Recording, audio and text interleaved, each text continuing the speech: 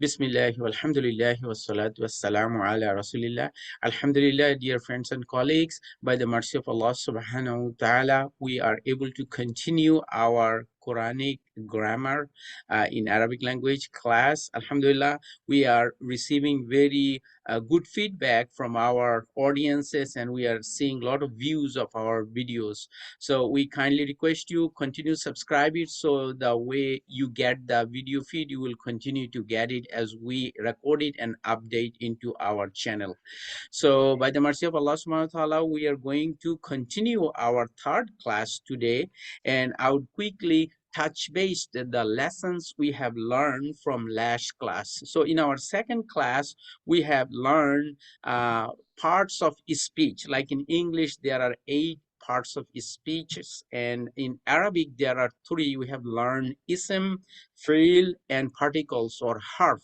And then also our teacher taught us how to identify nouns, and then some of the technique we could learn or see if the article or al is in front of the word, or if it ends with kasra, and then also if it ends with tanween, or if it ends with ta marbuta. And then again, also another one our teacher mentioned that can be called if called on or upon. And there are some questions we have received for further explanation on that third one. So if you can please briefly touch base on that before you continue today's class. Check. Let me share my screen. Share screen. Can I enable share the screen? I'm sorry. Yeah, please go.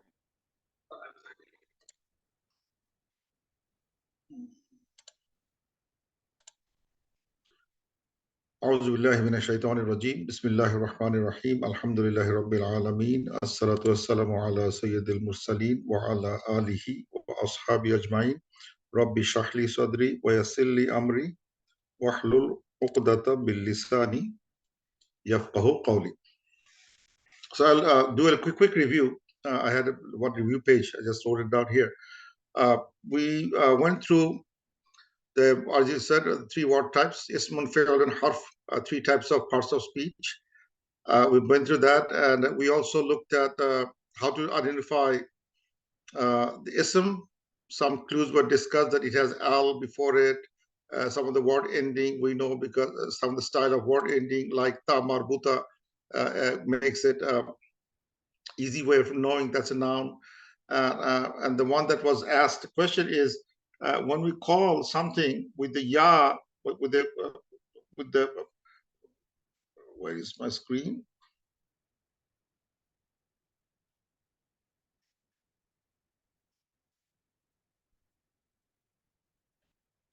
When you call something, call somebody with the prefix like ya something, ya a name, after ya, that word that comes, it's a noun.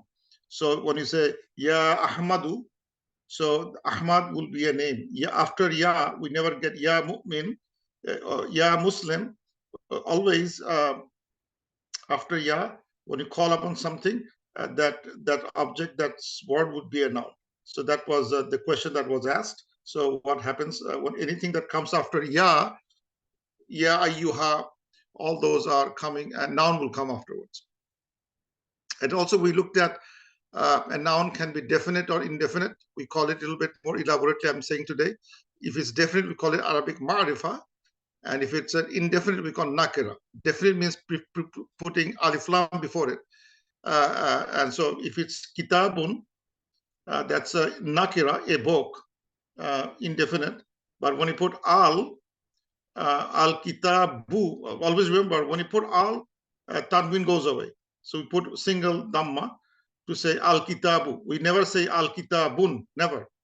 Always remember, tanween, when putting al before it, it gets, the tanween goes away. It's always, al will not take tanween. So, this is called definite article or ma'rifa, and this is called indefinite noun. We call it nakira. That means a book the book. That means definitely I'm looking for a certain book. That's called definite ma'rifa or indefinite nakira. And also we saw different kind of Hamza types. We saw also new thing that was the last class we learned about ya, use of ya. Sometimes if it's written with haraka, then we pronounce it like hadaya, hadaya. But if it's written without haraka, then if it's a kasra before it, then we elongate the fi. So it's called fi. Like here, fatha before the ala and fatha before ya. So this ya will be pronounced ala one alif. So this is called alif maksura. Even we have an alif there or not, with the dagger alif there or not, doesn't matter. We can still have to recite ala because this ya with the fatha before that, and there is no dot on it, so it becomes ala. So whether we have it alif maksura there or not doesn't matter. You still have to pronounce Allah because this Allah doesn't have any tashkil on it, no haraka on it. So that was basically last week's class.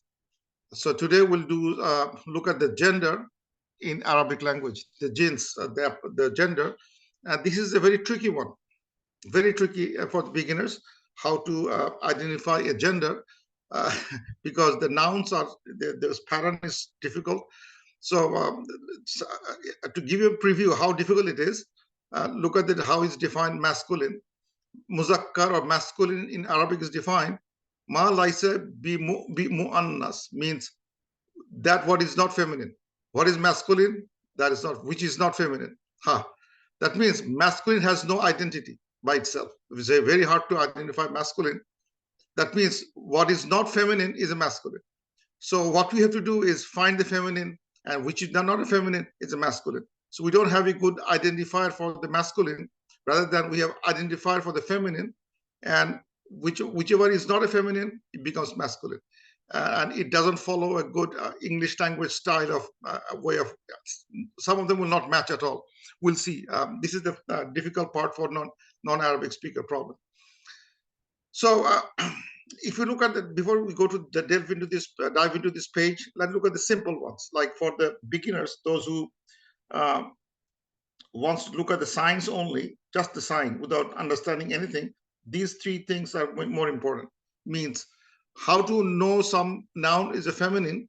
I say the noun that ends with ta marbuta, like this. So ta marbuta is a noun of sign of a noun. At the same time, ta marbuta is a sign of a feminine noun. Easy to understand. So when you see anything that has ta marbuta on it, it's feminine. Like ghurfa, ghurfatun, rahmatun, madrasatun, madrasah, rahma, ghurfa. So room, blessing, school, madrasa. So madrasa, like school, the way it is spelled. So school is a in Arabic has a gender, and the gender is feminine. The word is feminine in nature. And the noun that ends with alif maksura, that means this alif, this ya, that ya sitting there, ya with alif maksura, with this ya, the ala that we have just learned a few minutes ago, that anything that ends with this alif maksura, any word, they are feminine in nature. They're feminine. Like if I say dunya, like dunya, kubra, bushra, salma, we know these are feminine names. We use salma, bushra, kubra, dunya. They're all we have seen. These are all feminine names, and that makes sense because this name in Arabic also has the feminine structure in its name. Dunya, kubra, bushra, salma, sugra, husna, nu'ma. Husna, we have many feminine husna name, and husna is linguistically in a feminine form. So these are very easy to understand. What is, if it's a feminine noun or masculine noun? This feminine because it has alif maksura. There's another case that we can see by identification is when we have alif hamza ending. We call it alif mamduda. Alif mamduda. Alif mamduda is that a noun that ends with alif hamza. Alif hamza. Alif Hamza, Alif Hamza, Alif Hamza. So these are also feminine, like Hasna, Husna, Husna. Here you said Husna, two-way spelling. Husna, Husna with Hamza ending. Husna, Sahra, Zahra, Hamra, Sauda. What ends with this Hamza with alif before that, with one alif term. These are also a sign of feminine nouns. So these three way of understanding is very easy. Even we are not Arab, we don't understand the Arabic language, but the formation of the words, of the nouns, we can identify these are feminines. So now let's look at the difficult ones that we need to know some meanings. I divided that into one called biological nouns. That is haqiqi. These are real feminine words. Like these are biological words, like ummun, mother. It doesn't have ta marbuta. It doesn't have alif maksura. It doesn't have alif mamduda.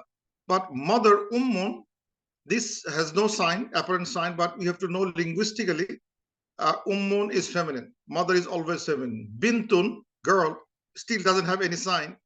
It is feminine. Zawjatun, zawjatun, feminine. Spouse, wife. Bakara, bakara, bakaratun, sita marbuta. So it's so with something with ta marbuta, we know it is feminine, but these are the difficult ones which we have to understand from the dictionary. Sister, brother is feminine, but all those biological names are all feminine by default, biologically feminine. That we have to accept that as feminine, even though they do not follow the rules. So these follow the rules are someone that we understand. These we have to memorize or understand from dictionaries or over time understand these are biological names. There are some non-biological formats that we have to understand. We call it ghayru haqiqi, and this is the hardest part. Non-biological, it's like anything, chair, table, sun, moon, everything has a gender. In Arabic, every word has a gender on it. Every word is very case gender sensitive. Every noun has to have a gender. Whether we in English we have it, neutral gender, but Arabic it has a gender. That's the hardest part. Biological we understand. It has certain formats we understand, but something we will never understand.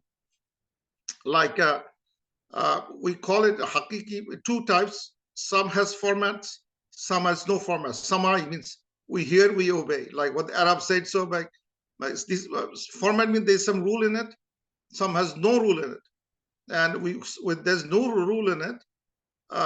It's basically Arab said so because Arabs make it feminine. We call it feminine. Like some of the example.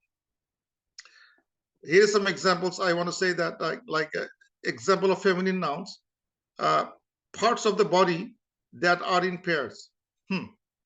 Any of the body parts that are in pairs is feminine noun. Like hand, hand is feminine, even though yadun, it doesn't have any sign.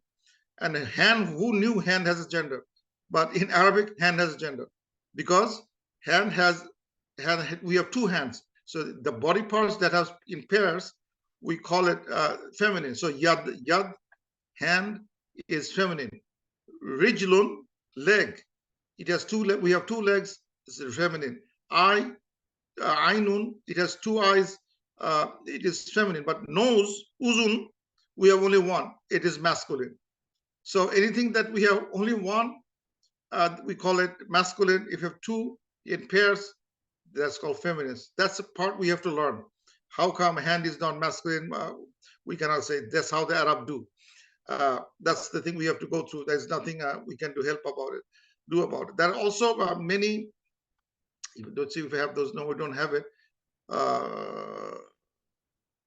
Like yes, like look at this more examples.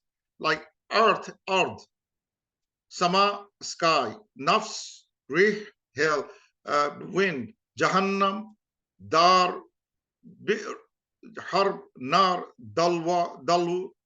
These are all, even though it has no sign, and we will be confused in English language, but these are all feminine. Why? Don't ask me, because it's Arab says so. Earth, sama, nafs. Nafs, sama makes sense because it has alif, it has a alif mamduda, alif hamza there, so it is feminine for sure. We understand that. But why earth is feminine, we don't know. Nafs is feminine, we don't know. Rih is feminine, we don't know. Jahannam, house, well, war, fire, bucket, all these are feminine. So this is called something Arab said so rule. Because they say it, we obey it because it's their language, and how they define this as a feminine. These words, it's they are called. We also sometimes call these collective nouns as feminine, like Yahud, Yahud, Jews. We call it in feminine. Qawm, a tribe, a feminine. Rahtun, feminine. Group, something call it a group. Some all countries, towns, villages are treated feminine.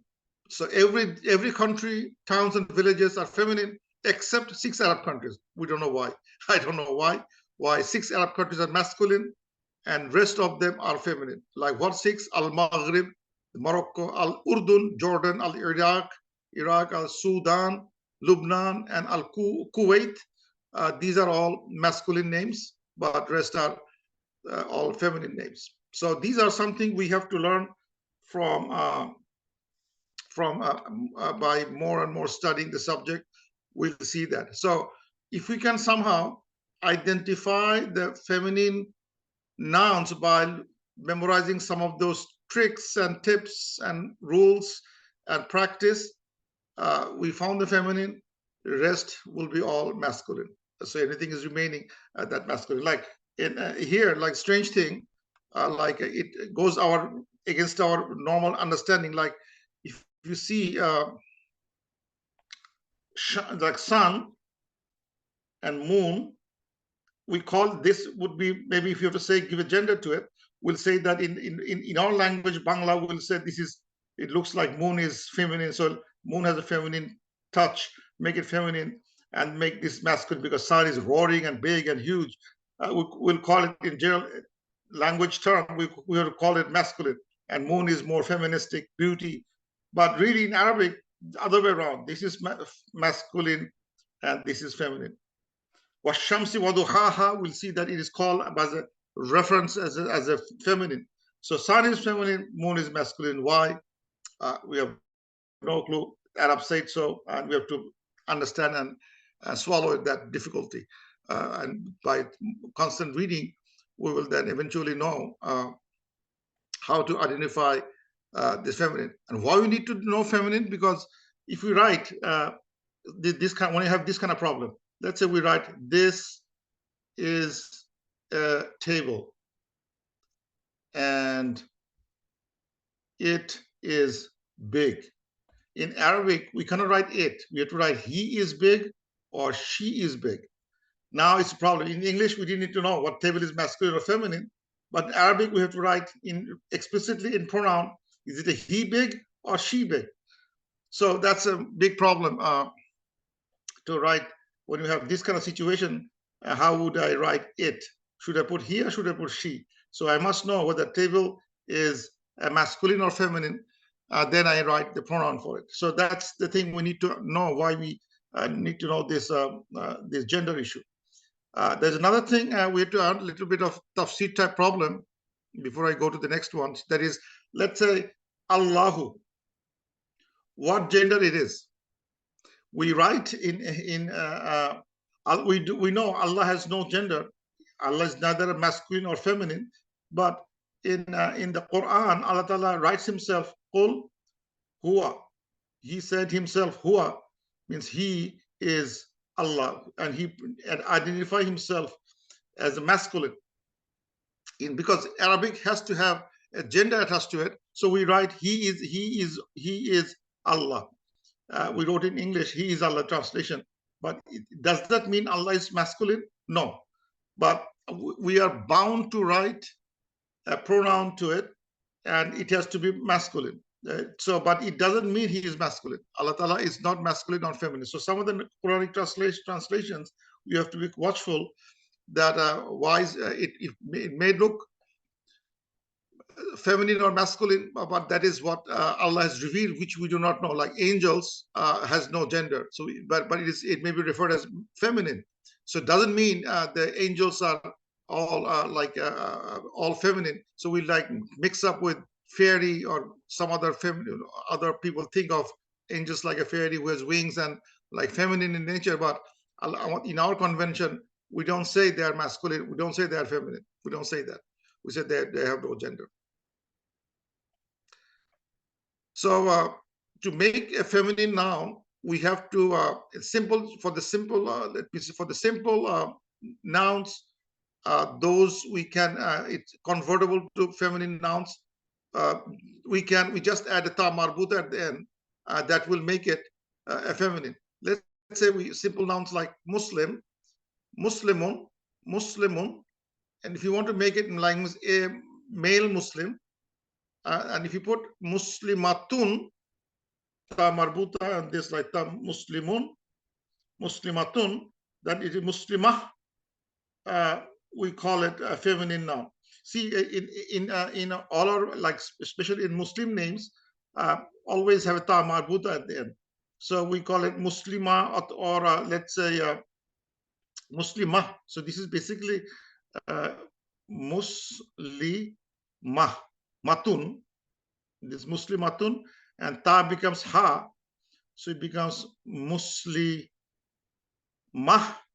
And sometimes when you in our colloquial accent, we take the H out, and Muslima becomes name of a feminine word.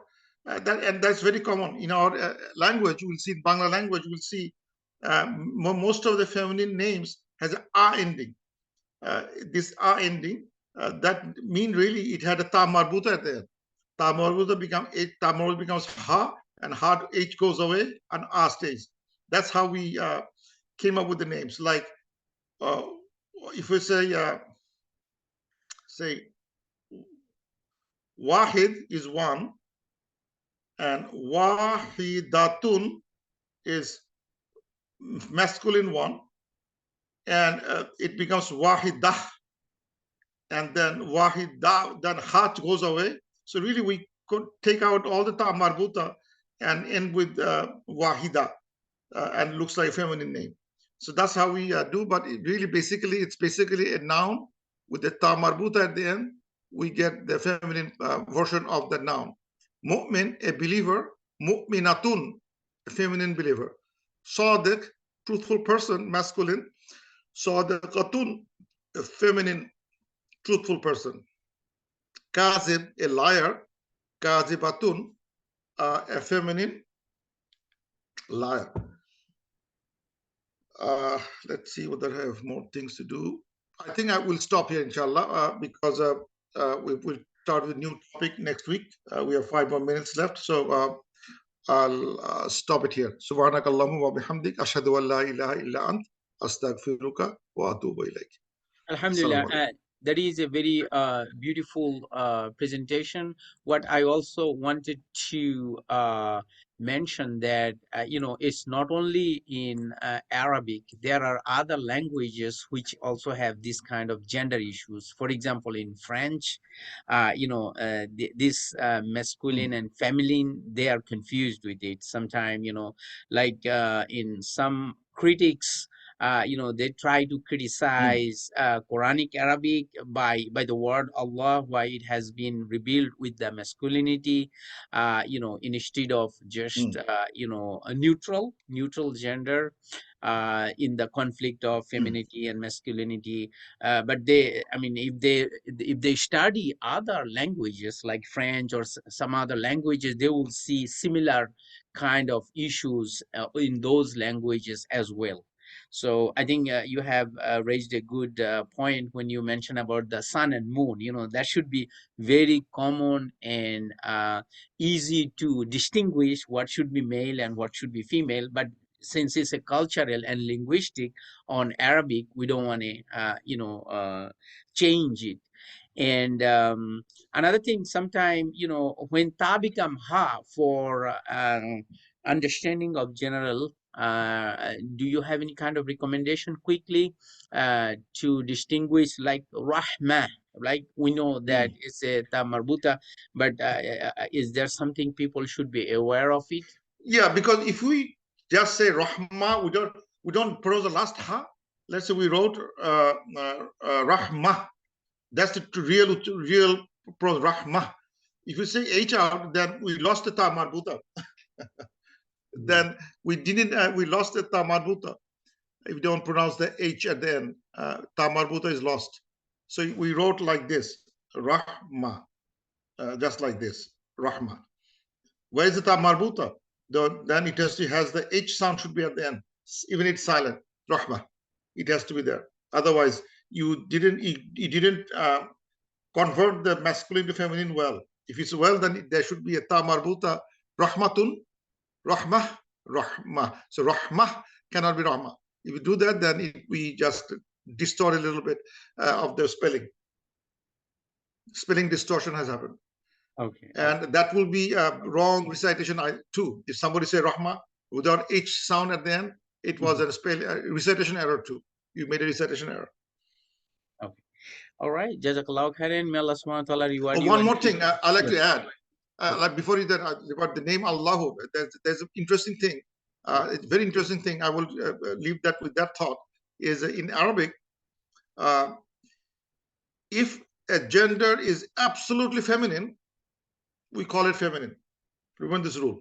If we know this, there's a bunch of people sitting there, a bunch of people. I will call that group masculine or feminine. If I know if all of them are feminine, we can call the group feminine. Or some feminine. But if there are mixed people, we call it masculine.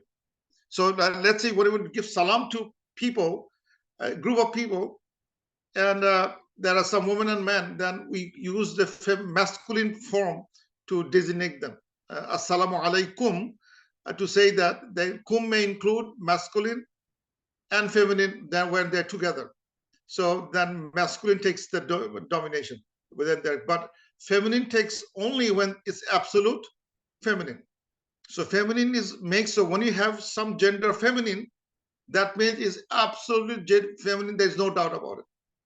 But when there is a doubt, Arabic tend to use masculine or undefined masculine. So huwa is as Allah. What that means? He's not he. He can have in two reasons. One is his gender is undefined. When the case of undefined happens, then or mixed. So both cases it takes masculine gender. So undefined and mixed. So here case is undefined. Allah case and undefined. We use the feminine masculine gender, and also Allah Ta'ala revealed Himself in that gender in the Quran, and so with that respect, we say Allah revealed Himself in masculine gender, but even though He doesn't have a gender. Plus, in Arabic linguistically, we say if the gender is undefined, we put it in a masculine form.